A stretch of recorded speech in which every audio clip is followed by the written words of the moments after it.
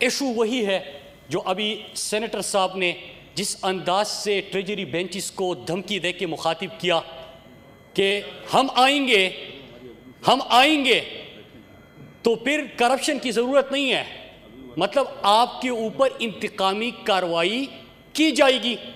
और ये पानामा की जजमेंट है चेयरमैन साहब, पानामा की जजमेंट मैं लेके आया हूँ और इसी में यही जिक्र है कि किस अंदाज से इन्होंने नैब को, पाकिस्तान के पार्लियामेंट को, ACCP को, FBR को, नेशनल असम्बली को, इनको अपनी मर्जी से लोगों के खिलाफ भी इस्तेमाल किया और अपनी करप्शन की दिफा के लिए भी इस्तेमाल किया।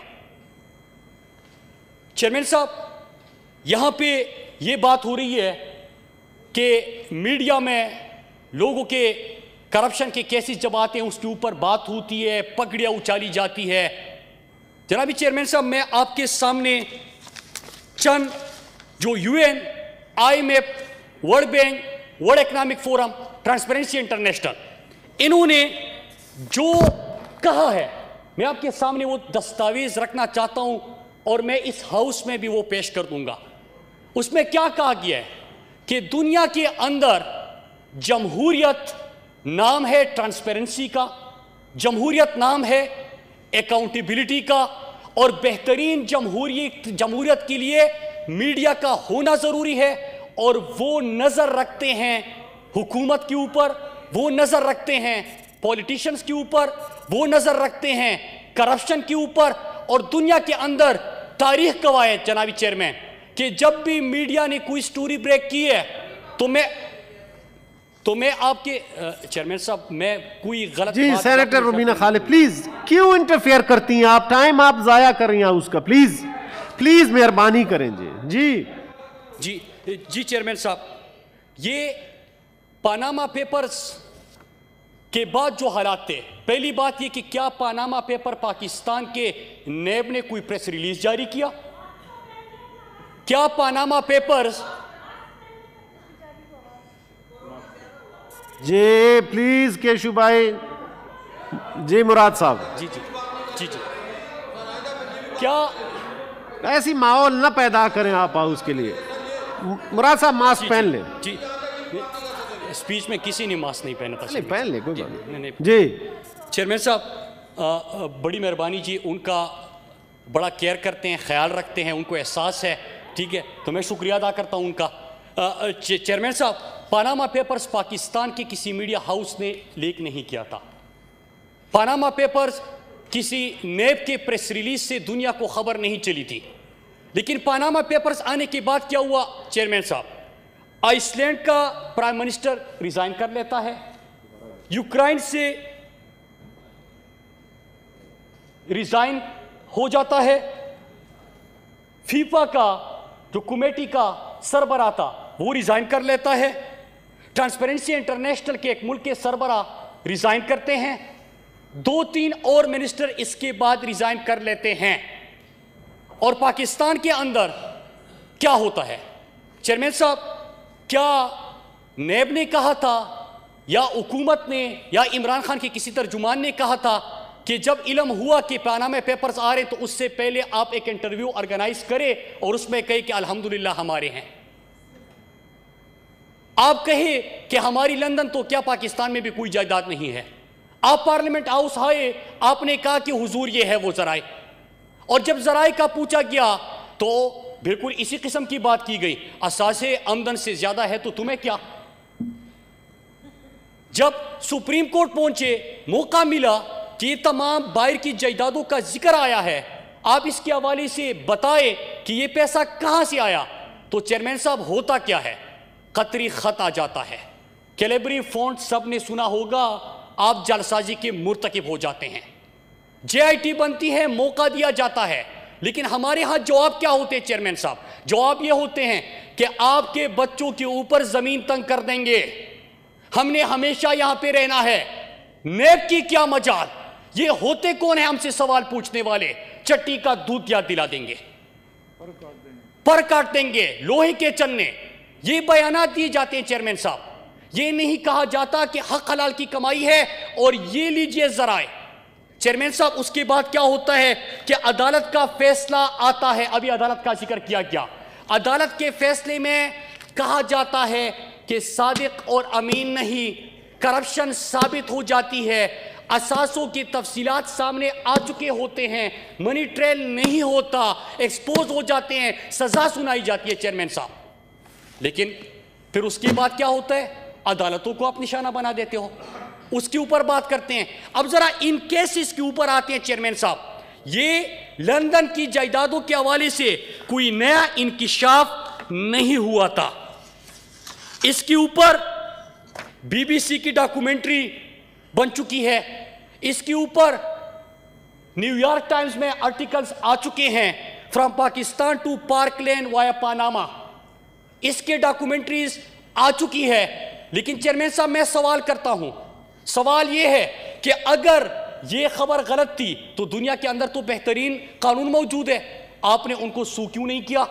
अगर यह खबर गलत थी तो कैपिटलिज्म एक्यूलीज हील, उसमें आपकी करप्शन के ऊपर पूरा चैप्टर लिखा जाता है और इन जायदादों का जिक्र होता है। बल्कि यह भी बताया जाता है चेयरमैन साहब कि कौन से मंसूबों में कितने मिलियन डॉलर्स आपने लूटे और बाहर ये जायदादें बनाई।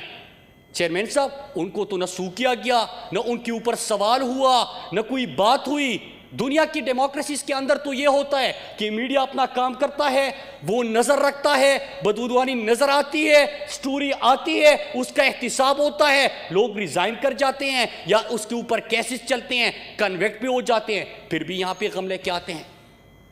चेयरमैन साहब, दूसरी चीज, यहां पे हमारे जो साथी बैठे हुए हैं, ये फेक अकाउंट्स का केस जो है, फेक अकाउंट्स के ऊपर पूरी जेआईटी है।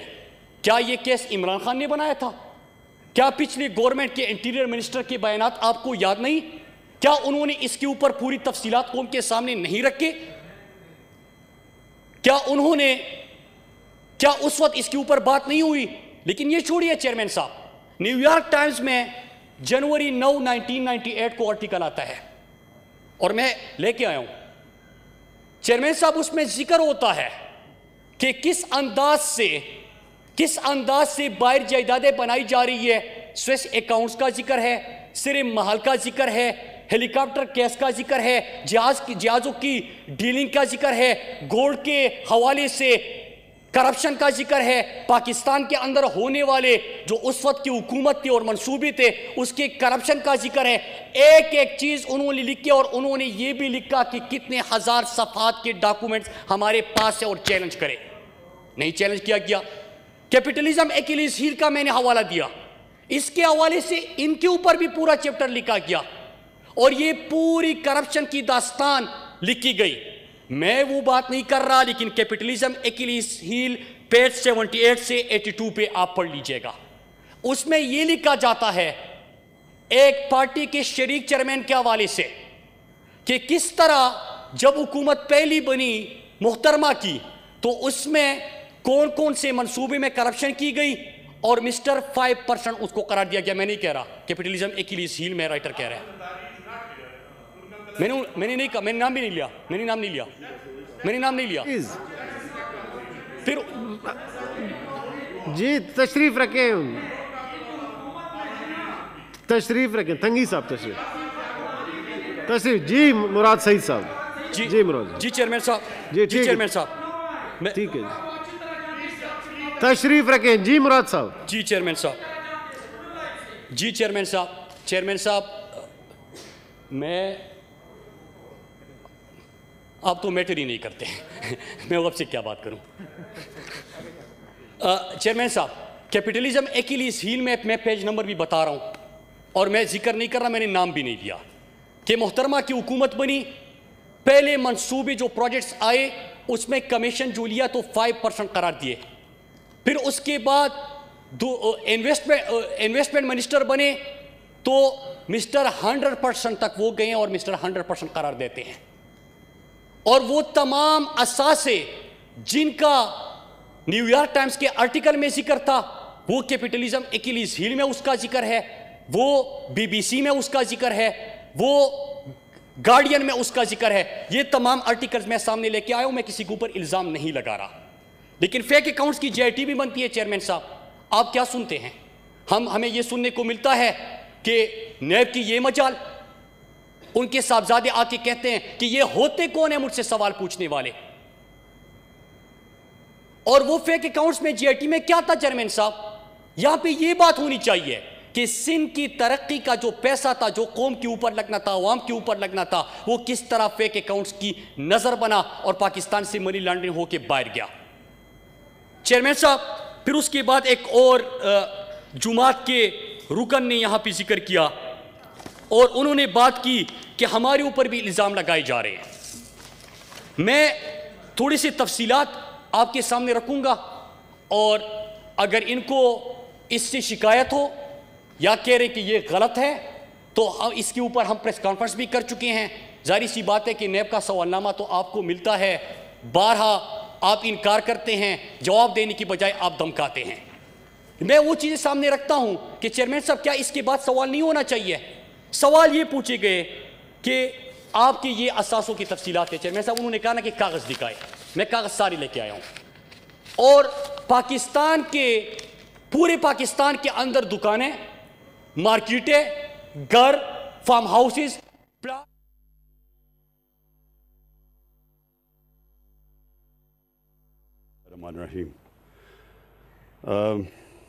कंक्लूड करने दें मोहसिन साहब, कंक्लूड करने दें, कंक्लूड करने दें मोहसिन साहब जी।